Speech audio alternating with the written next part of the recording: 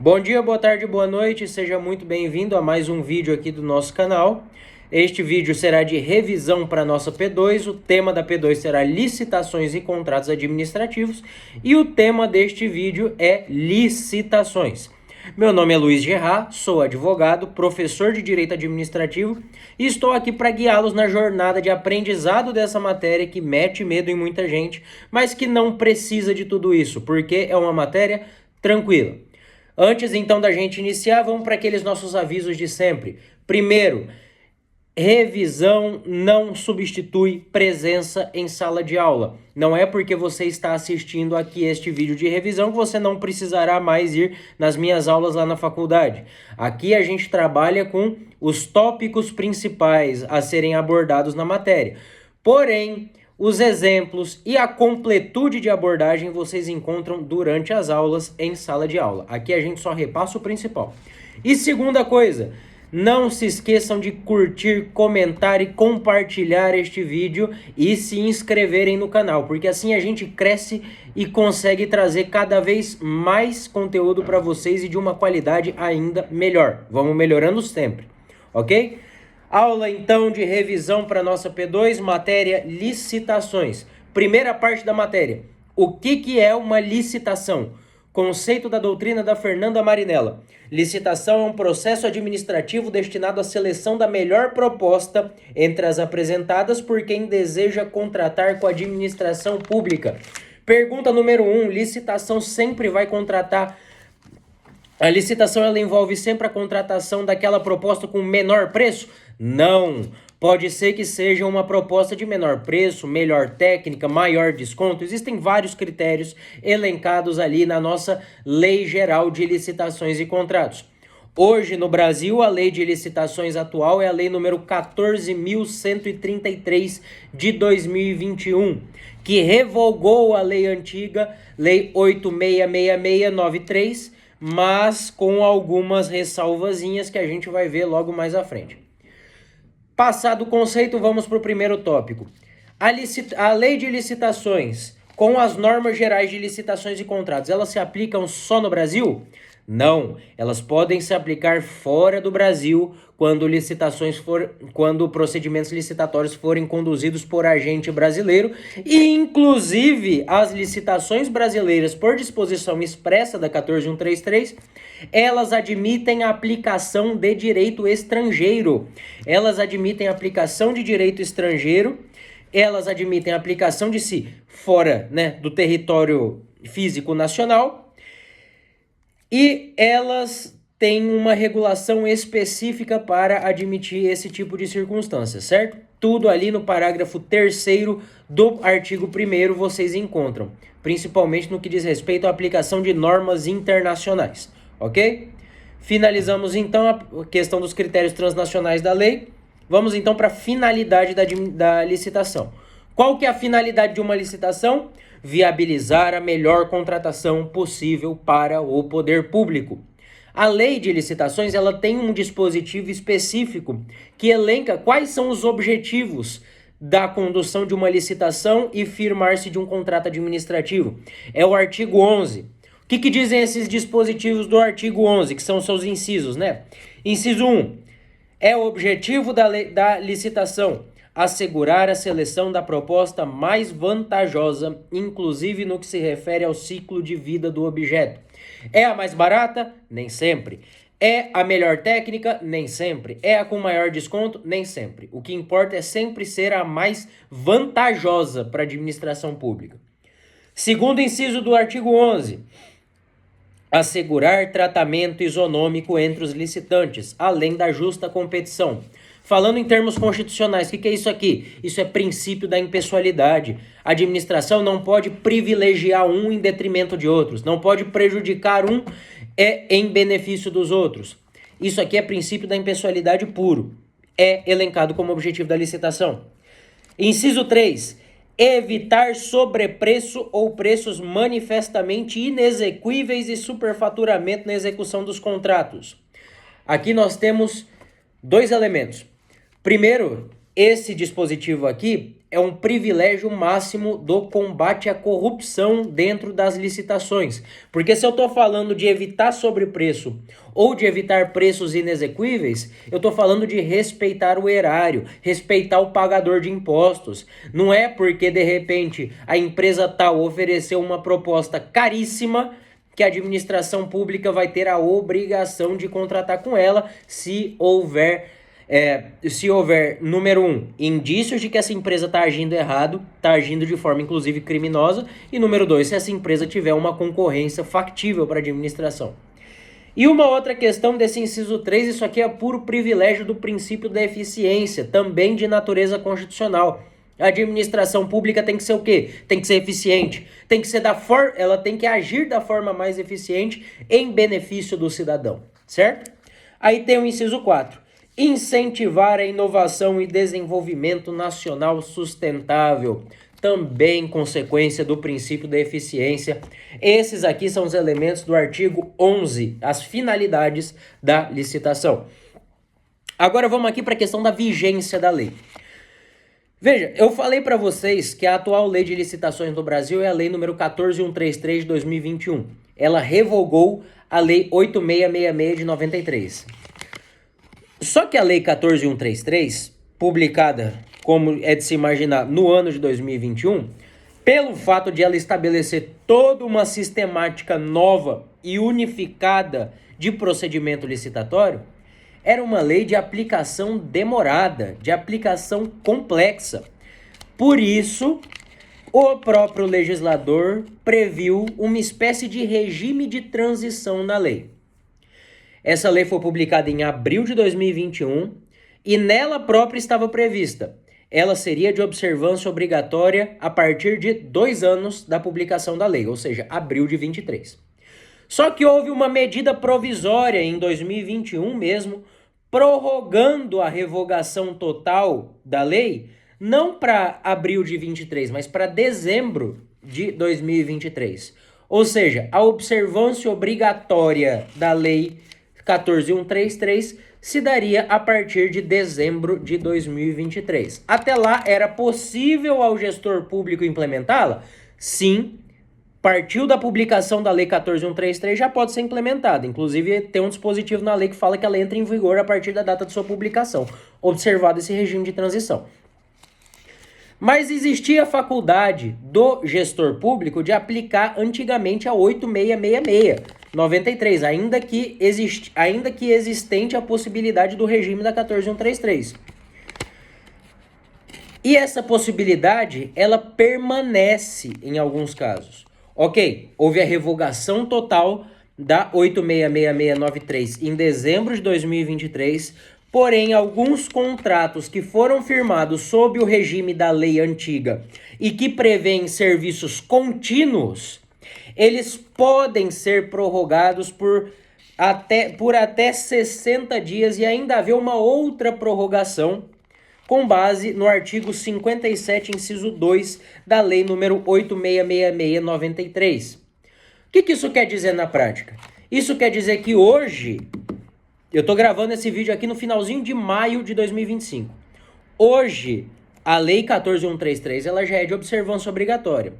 Porém, é possível que ainda hoje existam contratos regidos pela lei 8666/93.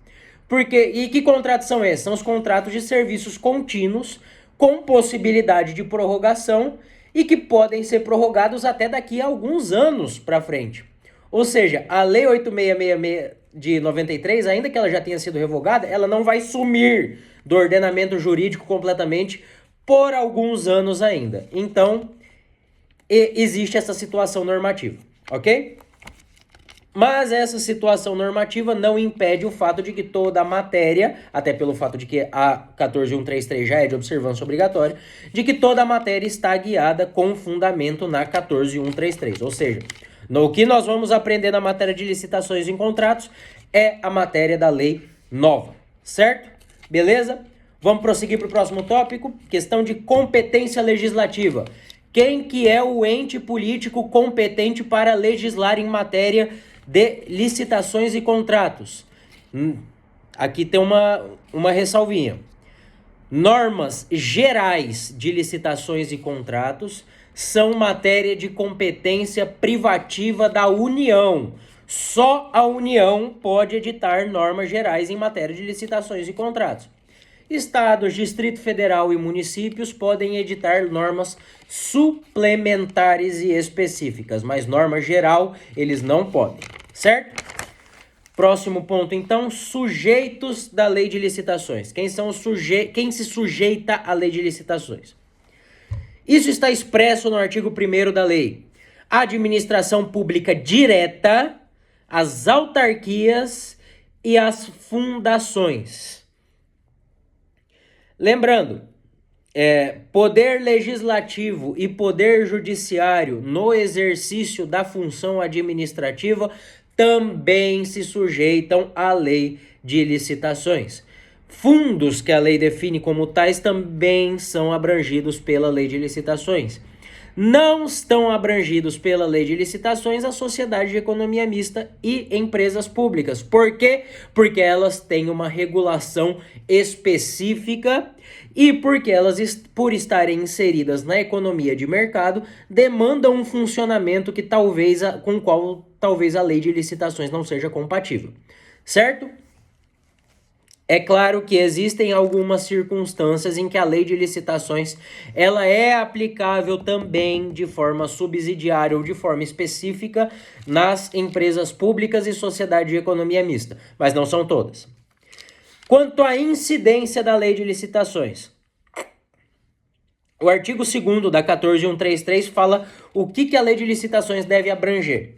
Nós temos ali alienação e concessão de direito real de uso de bens, compra, inclusive por encomenda, locação, concessão e permissão de uso de bens públicos. Não é de serviço público. Concessão e permissão de serviço público tem norma específica. Tem a Lei 8987 de 95.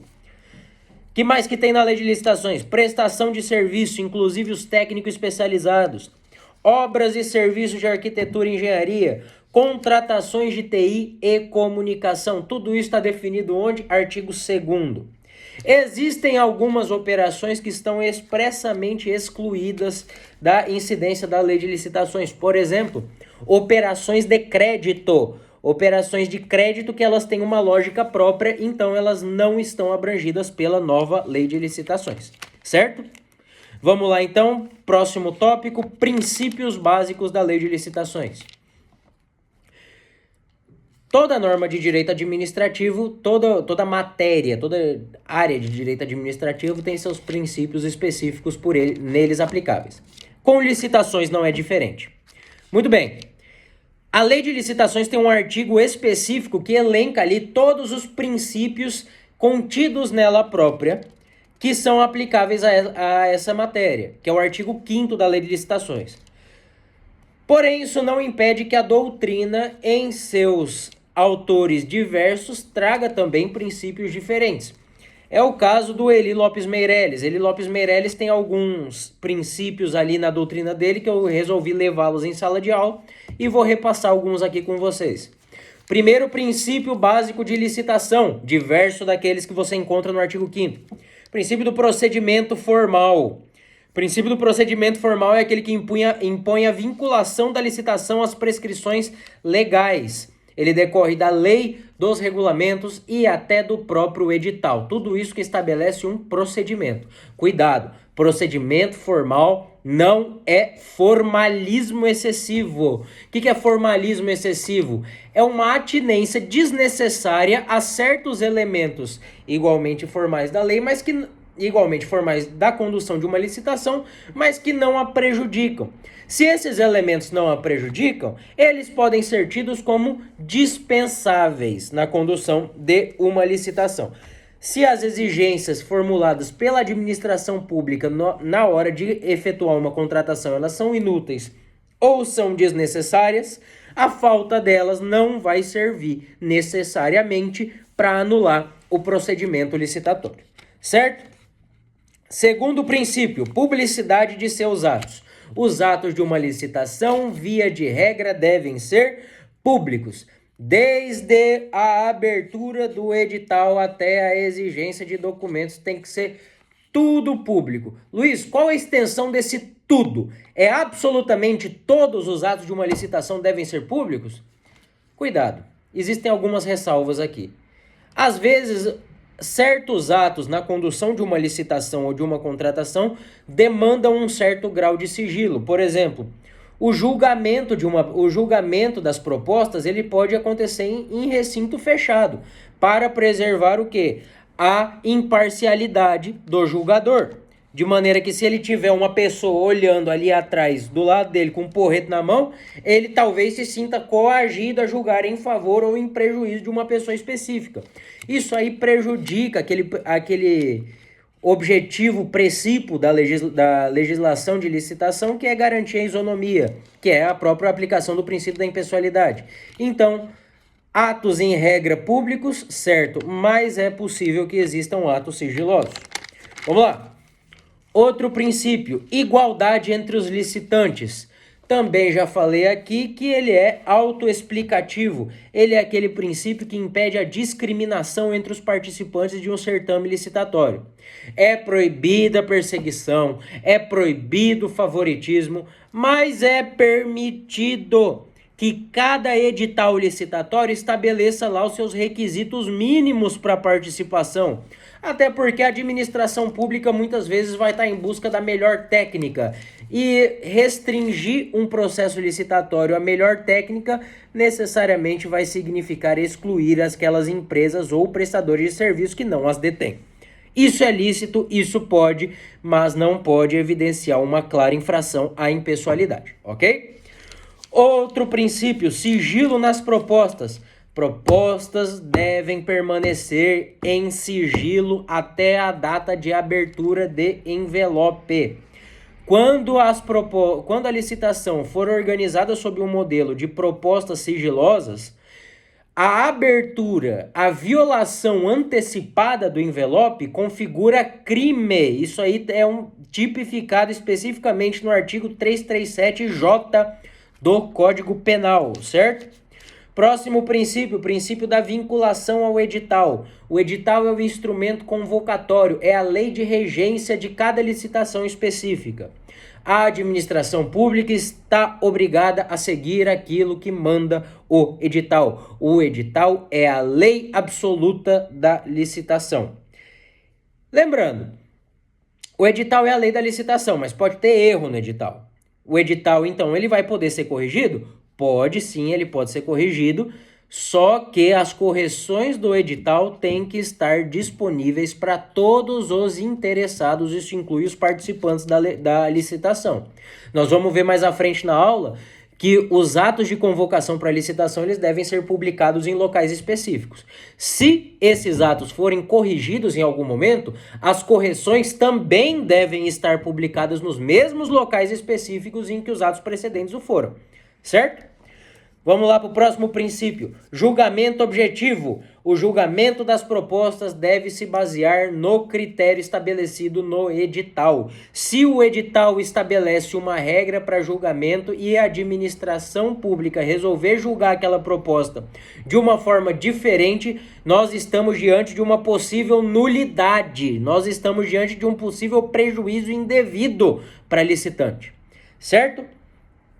Próximo princípio, o princípio da adjudicação compulsória ao vencedor. A administração ela não pode atribuir o objeto da licitação a alguém que não for o vencedor. O que é adjudicar? Falei em sala de aula. Adjudicar é dar direito. A adjudicação é uma declaração formal de que aquele fulano ali que participou da licitação a venceu. E se a administração pública for contratar com alguém, vai ter que ser com quem? Com o vencedor, que tem uma adjudicação válida. E se a validade expirar, não há obrigação de ficar com ele. Mas enquanto ela não expira, aí tem obrigação de contratá-lo. Tem obrigação de contratá-lo se essa for a opção da administração pública, porque esse é outro detalhe. A administração ela é obrigada a contratar com o vencedor que recebeu a adjudicação? Não. Por quê? Porque ela pode postergar o contrato, ela pode anular o procedimento, ela pode revogar o procedimento, e aí o licitante vencedor pode ficar de mãos abanando? Dependendo da situação, pode, certo? Ou seja, a adjudicação compulsória ao vencedor, por mais que ela seja um princípio, ela não garante contratação. Então, atenção a esse detalhe. O último princípio que eu achei interessante trazer para vocês é um princípio autoexplicativo, que é o princípio da transparência. É aquele que garante a criação de mecanismos para identificação da administração pública, das condutas da administração pública. Por quê? Pela lei, pela sociedade, pelos órgãos de controle e pelos licitantes. Ou seja, todo mundo tem que ver o que a administração pública está fazendo. Se isso não for seguido, nós temos ali uma infração tanto aos comandos da publicidade quanto da própria moralidade, porque significa que a administração pública vai agir em segredo do administrado. Não pode isso. Por mais que exista sigilo permitido para determinados atos específicos, o princípio da transparência é um comando geral que deve ser respeitado como tal. Beleza? Vamos então. Próximo tópico, questões de objeto, obrigatoriedade, dispensa e inexigibilidade. O que é o objeto da licitação? O objeto é aquele que está definido no edital. Licitação sem objeto é nula. Cuidado com isso. Se o poder público deseja contratar serviço de instalação de ar-condicionado, isso deve estar rigidamente discriminado no edital, porque senão nós estaremos diante de uma possível nulidade, como eu falei para vocês. A administração pública sempre, toda hora, para toda compra, para todos aqueles atos que ela disciplina no artigo 2º, que eu já falei aqui, sobre a incidência de licitação, para todas as ocasiões ela está obrigada a fazer licitação? Não. Por mais que isso seja uma regra geral, uma regra de natureza constitucional, é possível que a administração pública esteja diante das situações de licitação dispensada ou licitação inexigível. O que é uma licitação dispensada? É aquela licitação em que a administração pública, por uma questão de conveniência e oportunidade e, sobretudo, autorização legal, declara que não é útil que se faça a licitação naquele momento. Quando que se pode fazer uma licitação dispensada ou se tem uma licitação que é dispensável? Hipóteses rigidamente definidas em lei. Estão lá no artigo 75 e artigo 76, incisos 1 e 2. O que já é uma licitação inexigível? Licitação inexigível é aquela situação em que logicamente não é possível de se fazer uma licitação, porque é inviável a competição. Também os casos de inexigibilidade estão rigidamente elencados em lei no artigo 74, certo? Quais são as hipóteses de dispensa e inexigibilidade? Só abrir a lei e pegar lá dos artigos 74 e ao 76 para vocês verificarem. Muito bem, vamos lá para o procedimento de uma licitação. O procedimento de uma licitação, ele parte desde a fase preparatória até o final dela, que é com a homologação e posterior assinatura do contrato com o vencedor. O que é a fase preparatória de uma licitação? A fase preparatória... aliás, antes de eu explicar a fase preparatória, como que deve se dar uma licitação em todas as suas fases? Ela é física, presencial ou é eletrônica? A lei de licitações estabelece que ela é preferencialmente eletrônica. A forma presencial, ela é excepcional, mas ela deve exigir uma gravação de sessão e a excepcionalidade, como todo ato do poder público, deve estar devidamente justificada. Lembrando aqui que municípios com até 20 mil habitantes, estamos aqui em Mato Grosso do Sul. Mato Grosso do Sul tem vários municípios com até 20 mil habitantes. Terão prazo de até 6 anos a contar da publicação da nova lei de licitações para observar a forma eletrônica como preferencial. Quando que se deu a publicação da lei de licitações nova? 2021. 2021, até 6 anos daí, esses municípios menores terão esse prazo para poderem se adaptar. Certo? Vamos lá, fase preparatória. O que é a fase preparatória do planejamento de uma licitação? É quando o poder público verifica se ele tem dinheiro para fazer a contratação. É quando o poder público verifica se a execução dessa licitação ela vai estar compatível com o plano de contratações anual, se ela vai estar compatível com as leis orçamentárias, se ela vai estar compatível com um estudo técnico destinado a fundamentar e permitir o poder público de efetuar a contratação. E aqui que você vai ter todas as considerações de natureza técnica, mercadológica e gestora que podem interferir numa contratação. É numa fase preparatória de licitação que a gente encontra aquelas figuras do ETP e do TR, o estudo técnico do estudo técnico de preferência e o termo de referência, que são documentos necessários a embasar a decisão do gestor público nessa fase preparatória.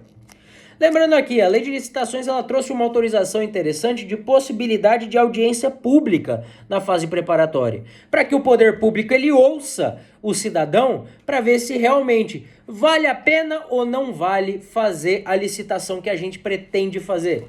E se o cidadão falar não vale a pena, isso impede o poder público de fazer a licitação? Não. Esse aqui é o famoso, um dos presentinhos aqui da lei de licitação com os quais você tem que se atentar, certo? Mas essa previsão específica está no artigo 18.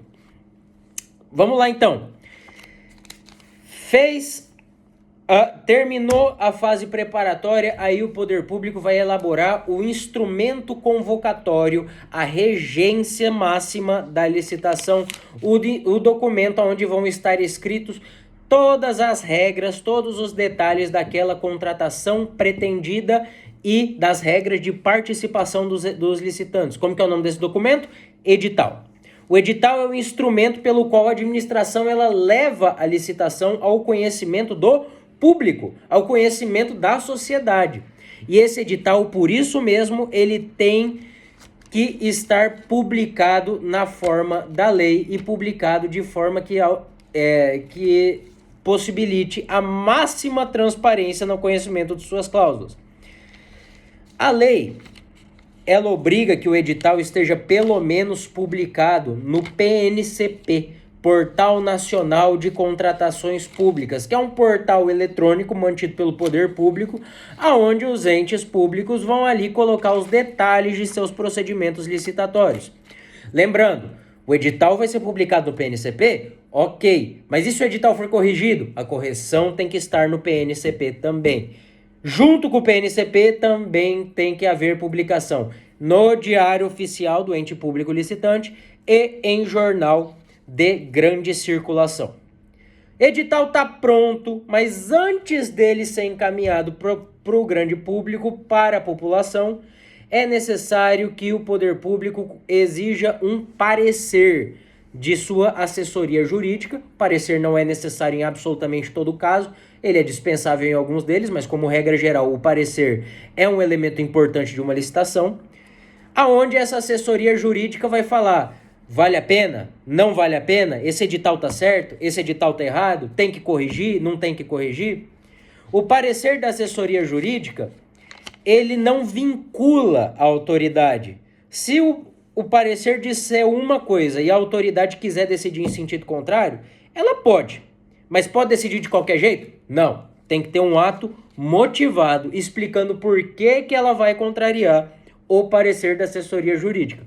Caso contrário, esse ato de publicação do edital também será sujeito a controle posterior, inclusive pelo Poder Judiciário por motivo de nulidade.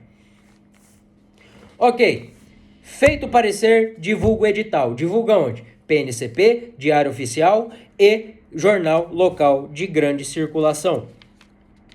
Aqui nós vamos para algumas disposições procedimentais do procedimento de licitação. Qualquer pessoa pode impugnar ou pedir esclarecimento sobre o edital em até 3 dias úteis. Qual é o prazo? 3 dias úteis a partir da data da abertura do documento, ok? E quando eu falo abertura do documento, é de qualquer documento. Se o edital for corrigido depois, aí esse prazo vai e você quiser um esclarecimento sobre a errata dele, esse prazo vai contar, obviamente, a partir da publicação da errata, certo?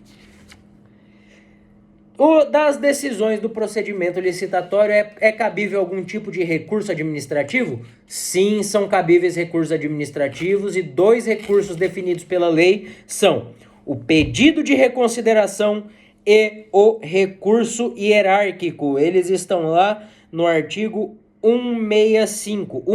Artigo 165 é aquele artigo que define as hipóteses de cabimento do recurso hierárquico. Aquilo que não está no artigo 165, as decisões que não estão no artigo 165 são impugnáveis por meio de pedido de reconsideração. Qual é a diferença entre recurso hierárquico e pedido de reconsideração? Esse detalhe aí de cabimento, e que o recurso hierárquico, ele, apesar de ter a possibilidade de haver nele uma reconsideração da autoridade que proferiu a decisão impugnada, ele vai ser submetido para julgamento por uma instância superior, certo? Lembrando aqui que recurso hierárquico e pedido de reconsideração terão efeito suspensivo até decisão final, beleza? Terminamos então primeira aula sobre lei de licitações. Boa prova para vocês. Já já eu publico a segunda parte.